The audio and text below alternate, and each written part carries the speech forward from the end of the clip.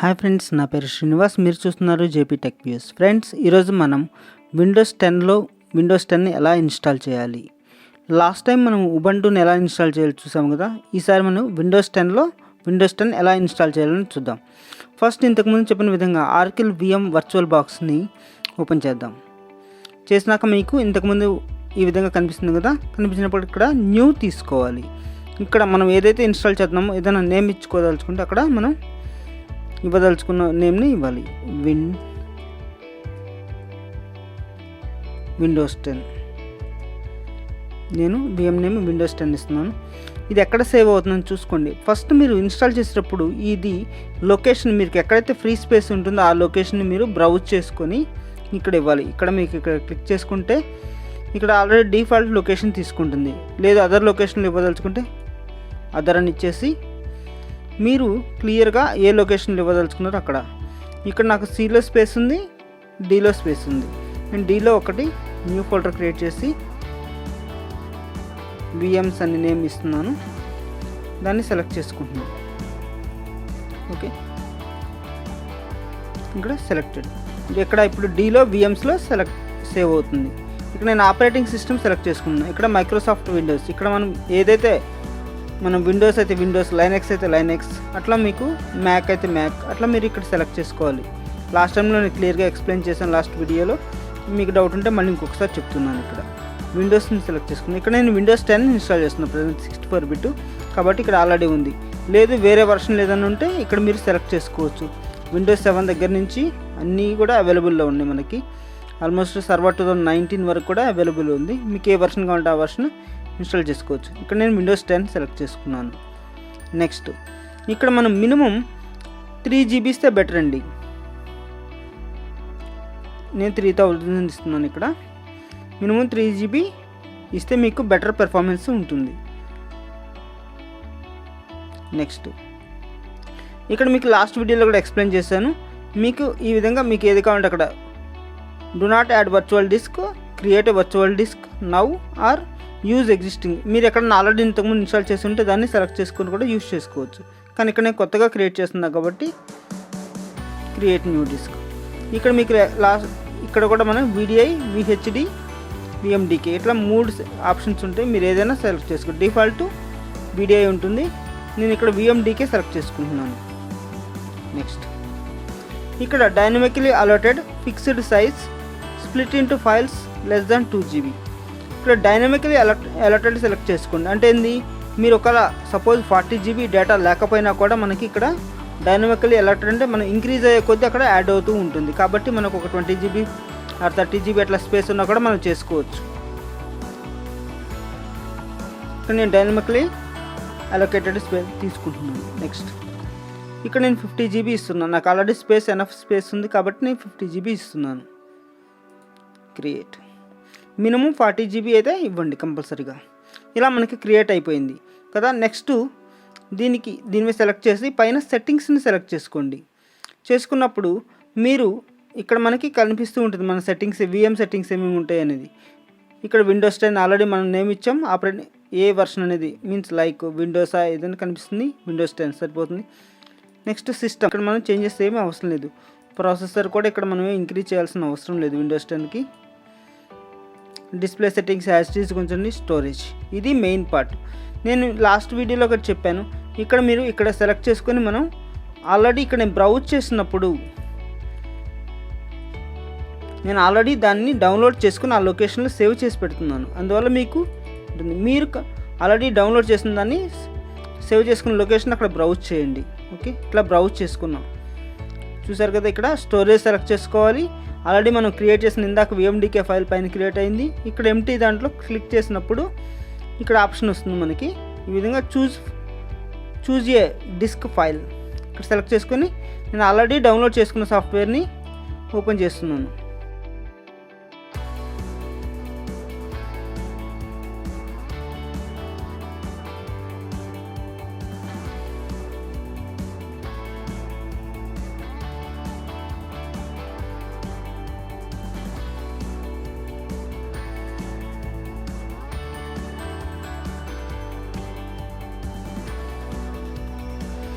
ఇంకా మనం ఇట్లా అయినాక సెలెక్ట్ చేసుకుని ఇక్కడ పైన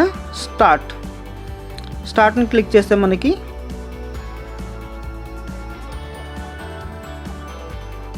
ఈ విధంగా మనకి లోడ్ అవుట్ స్టార్ట్ అవుతుంది. ఇంకోటి లాస్ట్ వీడియోలో కూడా చాలామంది డౌట్ అడిగారు, ఏంటంటే మనం ఇలా ఇన్స్టాల్ చేసుకున్నప్పుడు ఎగ్జిస్టింగ్ ఆల్రెడీ డ్రైవ్లో ఉన్న ఎటువంటి డేటా మాత్రం మిస్ అవ్వదండి. దీంట్లో ఎటువంటి డేటా ఎరేజ్ అవ్వటం కానీ ఎటువంటిది కూడా ఇష్యూ ఉండదు. ఇక్కడ మనం నెక్స్ట్ ఇన్స్టాల్ నౌ,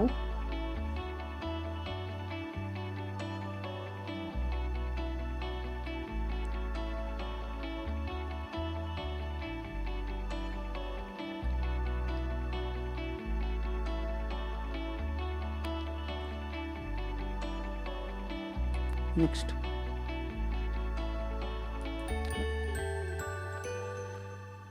ఇక్కడ మనం ఏది కావాలో మనకి ఏ వర్షన్ ఇన్స్టాల్ చేద్దాం అనుకుంటున్నాం ఆ వర్షన్ని సెలెక్ట్ చేసుకోవాలి. ఇక్కడ నేను హోమ్ బేసిక్ విండోస్ 10 హోమ్ని సెలెక్ట్ చేసుకుంటున్నాను.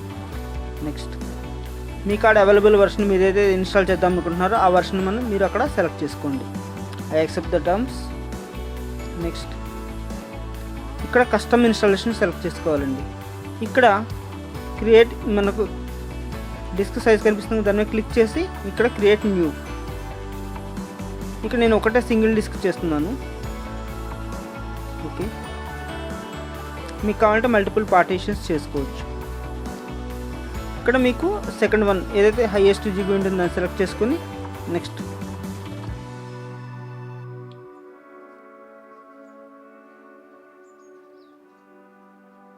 మీకు ఈ విధంగా స్టార్ట్ అవ్వడం జరుగుతుందండి.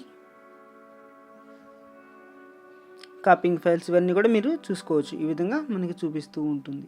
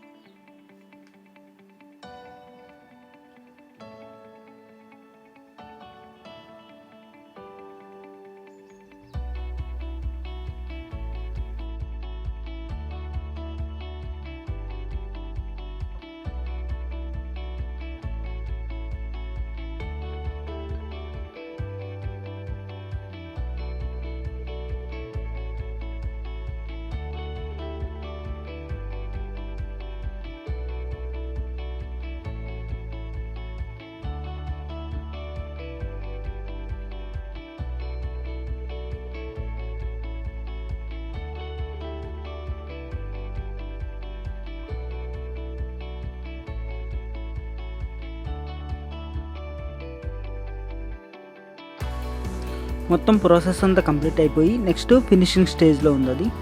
నెక్స్ట్ రీబూట్ అయిన తర్వాత మనకి ముఖ్యంగా గమనించవలసింది ఏంటంటే మనం ఆ ఐఎస్ఓని అన్మౌంట్ చేయాలి. అక్కడ మనకి ఇక్కడ రీబూట్ అవుతుంది కదా, రీబూట్ ఆప్షన్ డైరెక్ట్ రీబూట్ చేసుకోవచ్చు, లేదంటే అది కంప్లీట్ అయిందో కూడా వెయిట్ చేయొచ్చు మనం.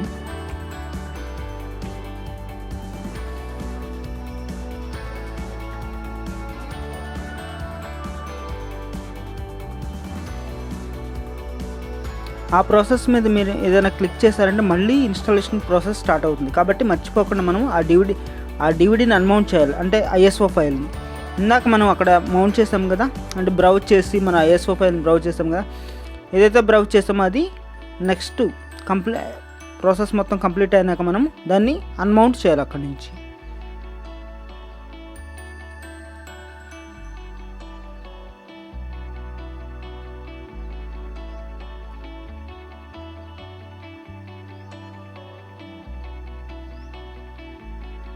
ప్రాసెస్ కంప్లీట్ అయ్యి మనకి ఫైనల్ స్టేజ్లోకి అవుతుంది.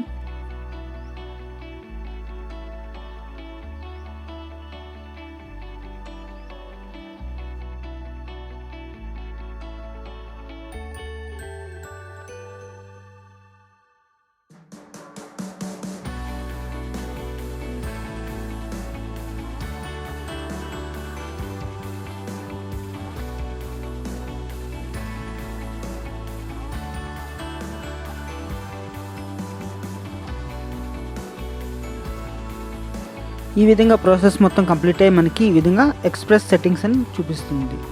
ఇది ఒకసారి మనకి యూజ్ ఎక్స్ప్రెస్ సెట్టింగ్స్ ఇది క్లిక్ చేసినాక మనకి లోడ్ అవుట్ స్టార్ట్ అవుతుంది అన్నమాట.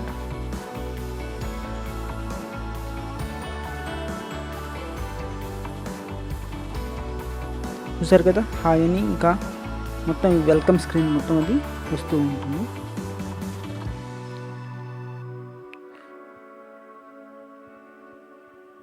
ఇది చాలా టైం టేకింగ్ ప్రాసెస్ అవుతుంది.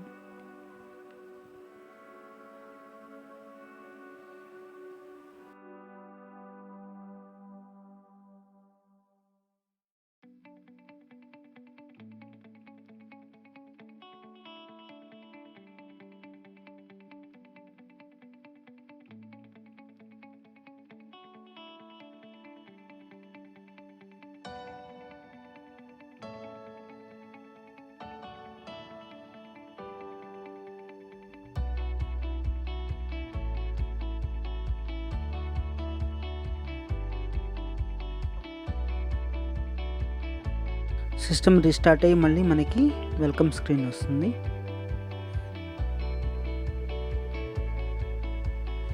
రీస్టార్ట్ అయిన తర్వాత మనకి అక్కడ CD DVD అని చూపిస్తుంది కదా, అటువంటిప్పుడు ఎనీ కీ ప్రెస్ చేయకూడదు. ప్రెస్ చేస్తే మళ్ళీ ప్రాసెస్ ఫస్ట్ నుంచి స్టార్ట్ అవుతుంది అనమాట. అందువల్ల అక్కడ ఎటువంటి కీని కూడా మీరు టచ్ చేయొద్దు. కీబోర్డ్లో స్కిప్ ద స్టెప్ని క్లిక్ చేయండి. అది మనకి ఇప్పుడు అంత అవసరం ఉండదు. ఇక్కడ మనం ఏదైతే ఉంటుందో అక్కడ యూజర్ నేమ్ క్రియేట్ చేయాలి. ఇక్కడ నేను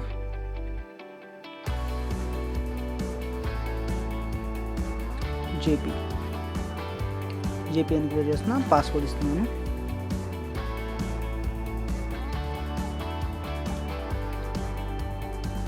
ఇక్కడ పాస్వర్డ్, ఇక్కడ మనం యూజర్ ఐడి ఇచ్చాను. పాస్వర్డ్ ప్లేస్లో కొంచెం కాంప్లెక్స్ పాస్వర్డ్ ఇవ్వండి. ఇక్కడ మీకు ఆ పాస్వర్డ్కి సంబంధించిన హింట్ ఇచ్చుకోండి. ఓకే,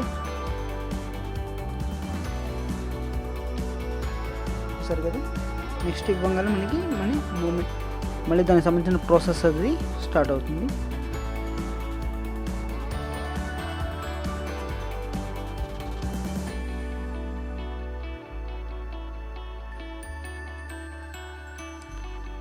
మనకి మొత్తం అయిపోయి వెల్కమ్ స్క్రీన్ వస్తుంది. చూసారు కదా, చాలా సింపుల్గా మనం విండోస్ 10ని ఇన్స్టాల్ చేసుకోవచ్చు వర్చువల్ బాక్స్ ఉపయోగించి. ఒక విండోస్ 10 కాదండి, సర్వర్ 2012 కానీ ఇట్లా మీకు ఏ వర్షన్ కావాలంటే ఆ వర్షన్ దాంట్లో మనం ఇన్స్టాల్ చేసుకోవచ్చు ఈజీగా. ఇది ఇన్స్టాల్ చేసినప్పుడు మనకి ఎటువంటి ఫైల్స్ సంబంధించి అంటే ఎగ్జిస్టింగ్ హార్డ్ డిస్క్లో ఉన్న ఫైల్స్ డిలీట్ చేయడం కానీ అటువంటిది ఏది కూడా చేయదు అక్కడ. చూసారు కదా, మొత్తం ప్రాసెస్ అంతా కంప్లీట్ అయ్యి మీకు వెల్కమ్ స్క్రీన్ వచ్చింది. ఈ వీడియో కనుక నచ్చినట్లయితే please like and subscribe my channel JP Tech Views. This is Srinivas signing off. Thanks for watching.